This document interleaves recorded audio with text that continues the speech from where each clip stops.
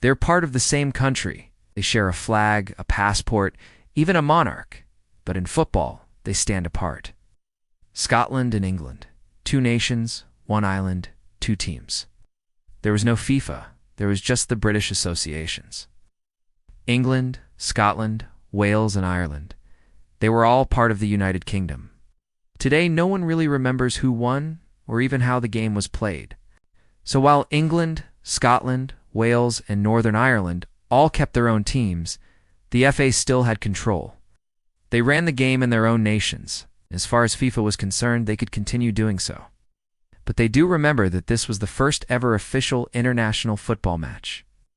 And as far as FIFA is concerned, that makes Scotland and England two separate teams. Because fans in Hampden Park still believe in the power of that blue shirt. Because the roar when they face England is louder than any border.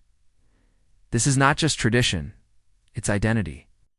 And in football, it's here to stay. And so they helped each other develop the game, sharing players and ideas. But as football grew, so did the desire to compete. And if you want to hear more untold stories of the beautiful game, then subscribe for more content. Why does Scotland play separately from England, and why will that never change? In the early days of international football, there were no official competitions. They'd drawn 31 and won 42. That's cause for celebration every time. But especially now, when the political borders may be shifting, the football border remains. On November 30th, 1872, Scotland and England met at Hamilton Crescent in Partick. The British associations helped write the laws of the game, and as long as they stick to them, FIFA will recognize their independence.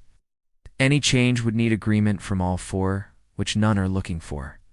Well, it's not just tradition, it's also history. For Scotland, football has always meant something different. Its pride, its culture, its voice.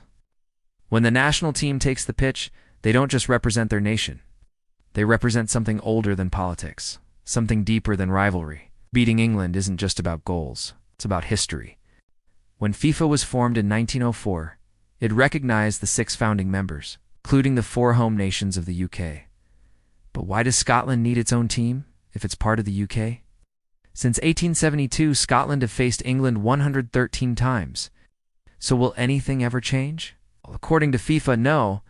And besides, why would they? Scotland plays separately because it always has. Not because of politics, but because of legacy. And this is Beyond Borders FC, where football meets history.